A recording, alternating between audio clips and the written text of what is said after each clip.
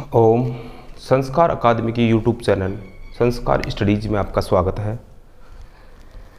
हम साधारण ब्याज के प्रश्न ले रहे थे और साधारण ब्याज के प्रश्नों में मैं क्रम से मैंने आपको पहले भी बताया, मैं बार बार बता रहा हूँ कि अब आपका इस यूट्यूब पर क्रम से अध्ययन होगा। हर प्रश्नावली का, रीजनिंग का, जीके का, सारा टोटल अंकगणित, रेखागणित, अलजेब्रा जो भी है बेसिक से उठाएंगे सब चीज़ें। देखिए यहाँ पीछे का वीडियो अगर आपने देखा है तो देखिए आप, इसमें हर प्रश्न को एक अलग ही तरीके से, अलग टाइप के जो प्रश्न बनते हैं ना, उस प्रकार के प्रश्नों में लेते हैं। 10,000 रुपये का 5% वार्षिक साधारण ब्याज की दर से 11 फरवरी से 7 जुलाई तक का ब्याज होगा। साधारण ब्याज यही है, तो साधारण ब्याज है तो सरल ब्याज का सूत्र क्या है हमारे पास, SI बराबर PTR होता है।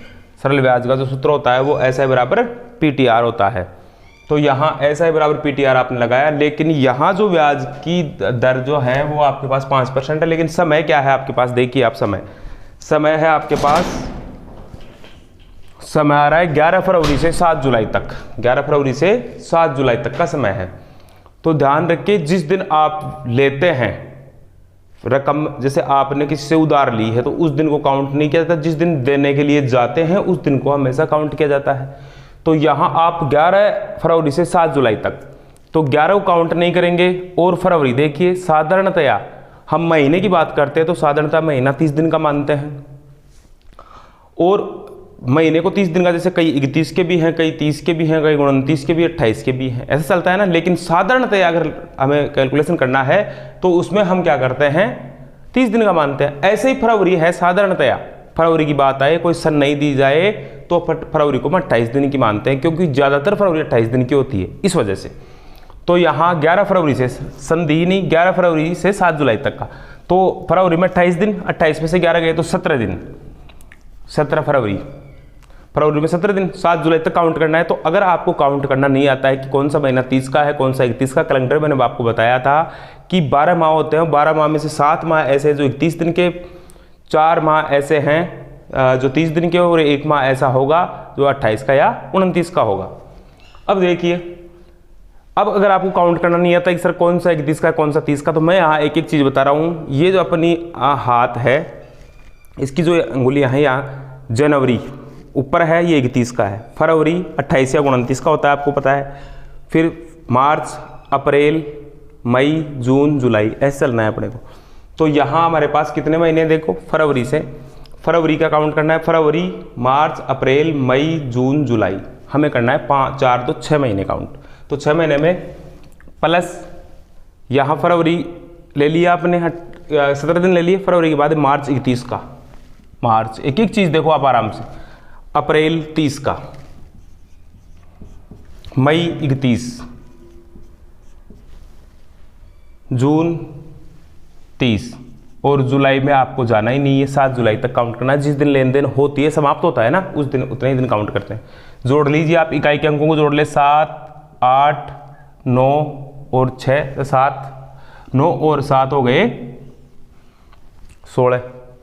इधर जोड़ लीजिए आप, 3 और 3 6, 3 9 और 3 12, और 1 13 और 1 14, 146 दिन हो गए आपके। कितने दिन हो गए, 146 दिन। देखिए ये दिन होंगे ना, अगर काउंटिंग में आपसे कोई गलती हो जाए तो दिन जो होते हैं ना वो 73 के गुणज में होंगे, क्योंकि 73 के पहाड़े में 365 आते हैं। ये ध्यान रखिए, अगर ज़्यादा दिन आ रहे हैं तो 5 के या 73 गुणज में होंगे। देखिए आप यहाँ, अब मैंने ये फॉर्मूला लगा दिया। अब दिन दिए हैं, तो दिन दिए हैं तो एक वर्ष में 365 दिन होते हैं।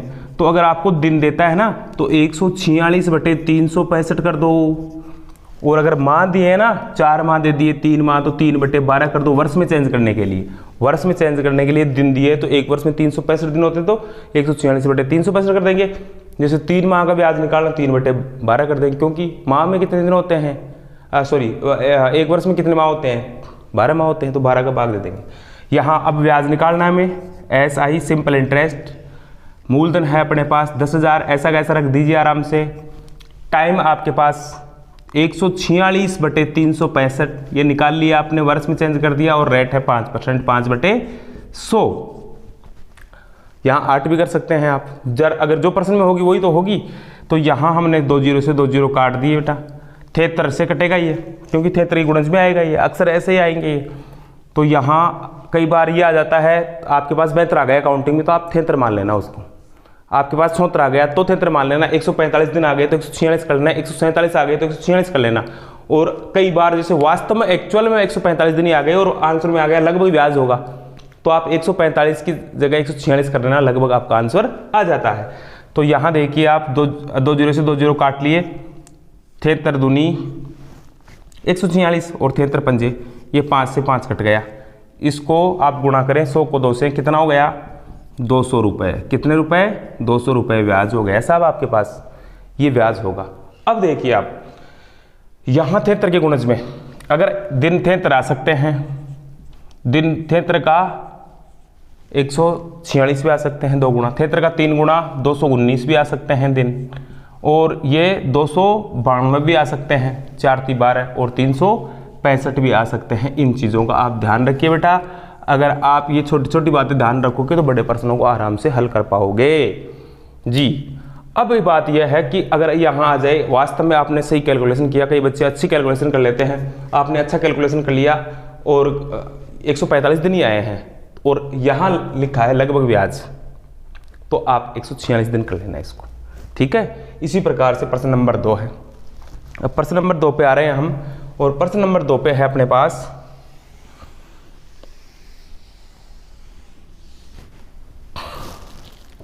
यह है SI बराबर PTR। तो SI बराबर PTR का फॉर्मूला लगाना है।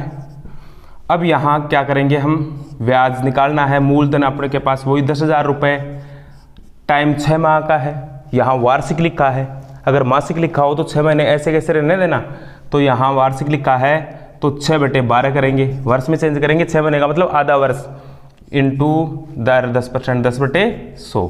ये देखो 2 जीरो से 2 जीरो ये काट दिए, 6 एकम 6, 6 दूनी 12, ये 2 से काट दिया, 5 आ गया, 100 को 5 से गुणा करो, कितने हो गए 500 रुपये हो गए। कितने हो गए 500 रुपये ब्याज हो गया 6 माह का 10,000 रुपये का।